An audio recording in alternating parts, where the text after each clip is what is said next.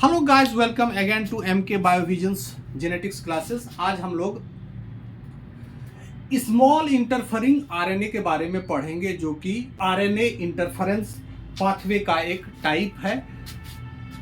RNA interference कैसे करता है इसको हम देखते हैं। ये जो स्मॉल इंटरफेरिंग आरएनए है, ये 20 to 25 न्यूक्लियोटाइड का एक डबल स्ट्रैंडेड छोटा सा आरएनए है।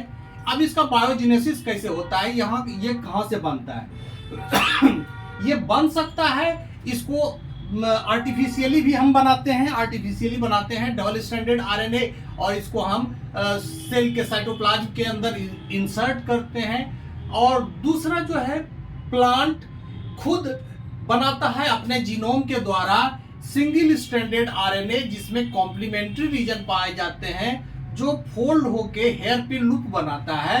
इसीलिए हम इसको हेयर पिन SHRNA के नाम से जानते हैं। तो दोनों तरीके से बनता है, या तो हम डबल स्ट्रैंडेड आरएनए को इंसर्ट करें, या फिर इसका इंडोजिनस प्लांट इंडोजिनसली इसको खुद बनाए। तो इस तरह से ये क्या बनाएगा, प्लांट क्या बनाएगा, SHRNA बनाएगा।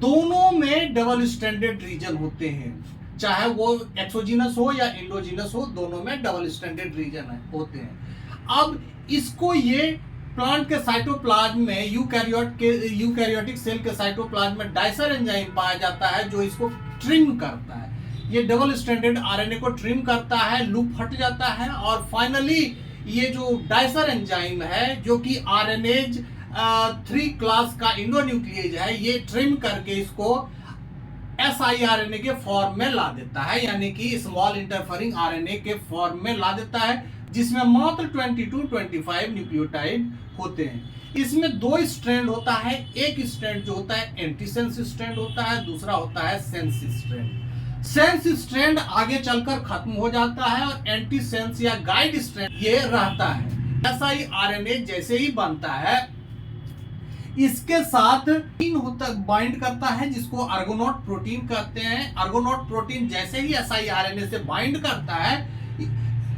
तो बाइंड करने के बाद जो कॉम्प्लेक्स बनता है, that is called risk RNA induced silencing complex. RNA induced silencing complex को लोड किया जाता है। किस पर लोड किया जाता है, siRNA पर लोड किया जाता है। siRNA यहाँ है, यहाँ इसके साथ लगा हुआ है एगो प्रोटीन, ये पूरा मिलकर रिस्क बनाता है। इसके साथ ये डाइसर एंजाइम भी यहाँ लगा हुआ है, और trans activating RNA binding protein TRBP भी लगा हुआ है। ये पूरा का पूरा जो रिस्क होता है, इसको लोड करने के लिए बहुत सारे प्रोटीन्स की जरूरत पड़ती है, जिसको रिस्क लोडिंग कॉम्प्लेक्स के नाम से जाना जाता है। और रिस्क लोडिंग कॉम्प्लेक्स के जो प्रोटीन कंपोनेंट होते हैं, वो स्पीसीज टू स्पीसीज वेरी करता है, और उसका एक एग्जॉस्टिव लिस्ट है, जिसको यहाँ मेंशन नहीं किया गया है। ये antisense strand binds with complementary zone of mRNA। अब देखिए एंटीसेंस स्ट्रैंड क्या करेगा, इसका एंटीसेंस स्ट्रैंड सेंस स्ट्रैंड गायब हो गया, जिसको पैसेंजर स्ट्रैंड कहते हैं। एंटीसेंस और गाइड स्ट्रैंड क्या करेगा, अपना कॉम्प्लीमेंट्री रीजन ढूंढेगा मैसेंजर आरएनए पर, और वहां इस पर बाइंड करेगा।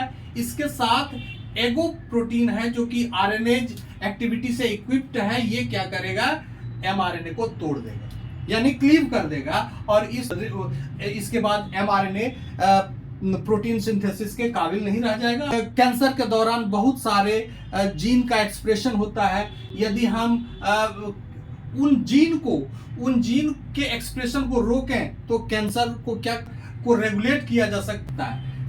प्लांट के केस में ये खुद व खुद बनता है, और प्लांट के केस में क्या होता है, ये mRNA को तोड़ने के लिए नहीं बनता है। ये प्लांट क्या करता है, प्लांट के ज्यादातर वायरस जो होते हैं आरएनए वायरस होते हैं। आरएनए वायरस अपना जीनोम जैसे ही इन्फेक्शन करता है प्लांट पर, वो अपना जीनोम प्लांट के साइटोप्लाज्म में डाल देता है, सेल साइटोप्लाज्म में डाल देता है, और जैसे ही साइटोप्लाज्म में ये अपना वायरल जीनोम आता है, प्लांट अपना SHRNA बनाने लगता है, या स्मॉल हेयर पिन आरएनए बनाने लगता है, सिंथेसिस करने लगता है। और ये SHRNA क्या करता है, ये फाइनली जाके जो वायरल आरएनए है उसको क्लीव कर देता है via through the same process. तो इसमें हम देखते हैं कि ये सारे के सारे नॉन कोडिंग आरएनए हैं और ये किसी तरह के प्रोटीन नहीं बनाते हैं, बल्कि ये केवल प्रोटीन के एक्शन को एमआरएनए को तोड़ देता है या फिर वायरल आरएनए को डिग्रेड कर देता है। प्लांट के केस में ये सेल्फ डिफेंस के रूप में इस्तेमाल किया जाता है और प्लांट के को इम्यूनिटी देता है अगेंस्ट वायरल इन्फेक्शन। अब देखें इसके बारे में कुछ मैंने लिख भी दिया है। siRNA is a type of RNA that plays crucial role in gene silencing through RNA interference. It is made up of double-stranded RNA of 20 to 25 nucleotide and includes sense and antisense strand. Mostly exogenous in origin, it is delivered inside the cell cytoplasm to block or degrade messenger RNA. Thus, mRNA is not available for translation process and protein synthesis. siRNA is produced by trimming action of dicer nuclease from double-stranded RNA or small hairpin RNA. siRNA binds with Argonaute ego protein to form RISC or RNA-induced silencing complex. Ego is a RNA and it is the catalytic part of the RISC. RISC is the central part of RNA interference mechanism that silence gene expression in eukaryotes. ये prokaryotes में नहीं पाया जाता है, केवल eukaryotic gene regulation के लिए है। Risk specifically targets messenger RNA and viral RNA. Its antisense strand bind with messenger RNA. Finally, RISC cleaves mRNA and stops expression of gene after transcription. यानी कि ट्रांसक्रिप्शन होने के बाद का ये प्रोसेस है.